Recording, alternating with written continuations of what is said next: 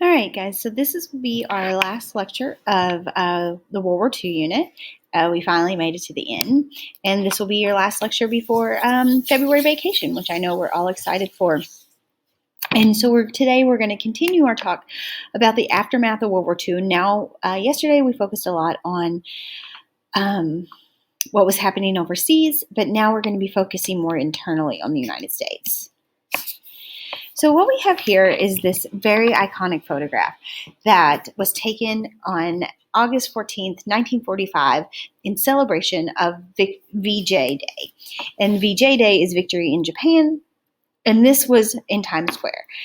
And this photographer, he snapped this photo, and he thought he was looking at a couple that was celebrating the end of the war, when actually it's probably more likely that these two people were complete strangers. And to this day, it's heavily debated who they are, because we're not unsure who these two people are. But this image has been reused and reused multiple times and has really become one of the most iconic images of World War I. So what you're going to do, keeping this picture in mind, is you're going to go to the Do Now on your handout. The photo is there as well. And you're going to think about this. Is this what should be the representation of World War II? And I want you to, using Google, go and find your own photo that you think represents World War II as a whole. Now, I know it's going to be difficult, but there were some really great images that came from this war that really could tell the story. And we used images a lot in this unit. So I want you to pick one photo and explain to me why you chose that as the best representation of World War II. You will need to either insert the photo into your document or give me a link so I can go look at the photo. Now, on your document, I have also provided a list of helpful search tips for different events throughout the war. You can search some, all. Just when you find that picture that you think is the best representation of World War II, that's the one you got to write about. All right? All right. So today, our students will be able to understand how the United States learned from their previous mistakes about how to aid returning veterans and examine how opportunities were different based on race and gender. So President Roosevelt, he knew that what happened after World War I to the veterans, it was a travesty. It did not go well. There were no systems put in place to help these men after they returned home. So before President Roosevelt died, he knew that the government needed a plan, and that plan should already be put in place for the war, when the war was over. So in 1944, we get the GI Bill of Rights. And what this says is it provides federal funds to help returning GIs or veterans make the transition to civilian life. Now, this was passed unanimously through Congress. No one voted against it. Now, the federal funding, could be used to help veterans continue education, buy homes, or start small businesses. And this was really going to be needed for people, because at the end of the war, 8.5 million men and women were released from military duty, because a lot of these people were drafted. It's not like some chose to enlist, but some were drafted. And so it's not like we need to keep that large amount of people in the armed forces in a time of peace. So many were released from their contracts, and they had needed assistance to move on with their life. Now, the interesting thing about the GI Bill is that it still exists today. It has gone through a lot of transitions and a lot of formats, but when the United States entered the war against Iraq and Afghanistan in 2001, the bill was adjusted a little bit to be called the GI Bill, the 9/11 GI Bill, and that helps those soldiers like myself who joined during a time of war. So because of the GI Bill of Rights, there were estimated 2.3 million veterans attended college that the federal government helped pay for. An additional 7 million received vocational and on-the-job training, again paid for by the government. We also see this huge shift from people renting apartments or homes to buying homes.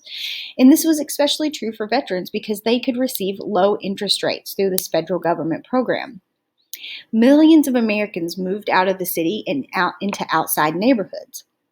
Now, this is going to be really important, because now this is going to shift and change the way that families exist within each other. We're going to get the creation of suburbs, or smaller towns outside of the cities. And we're going to get the creation of highways because now you need to get from the city to back to your home to work.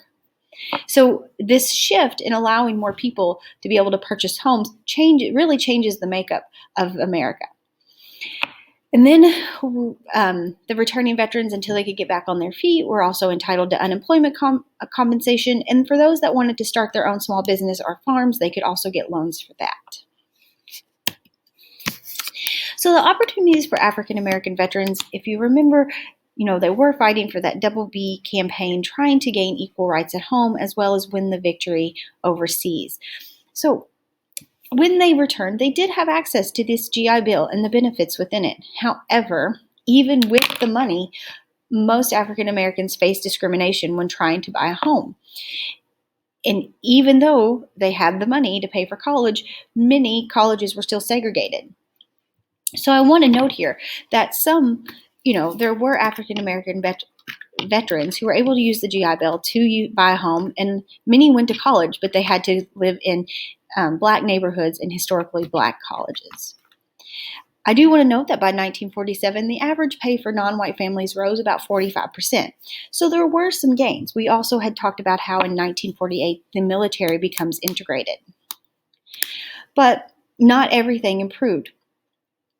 Due to the segregation laws in the South, migration out of the South was still happening. During the 1940s and 1950s, about 2.5 million Black Americans migrated and left the South in hopes to find a better job and a better life in general.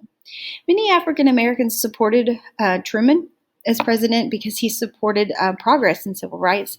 However, in the South, there were many state regulations that kept African Americans from being able to access voting.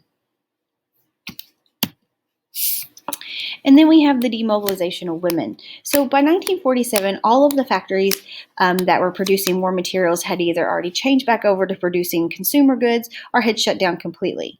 Now, this meant there were less jobs in those factories, and men and women were now going to be in competition for them.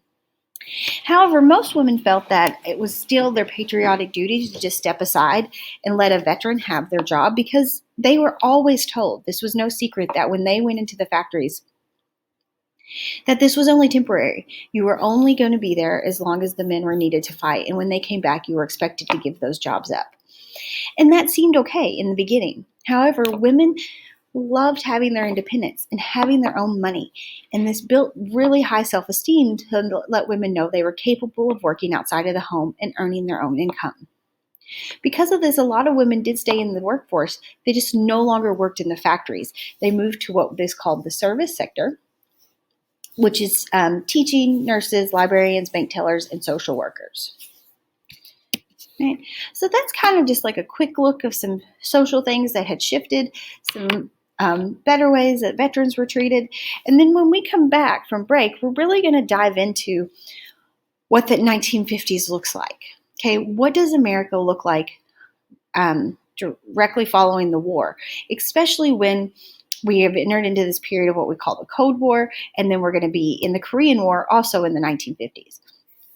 So we're going to look at all of those shifts that kind of stem from what the veterans are able to access when they come home.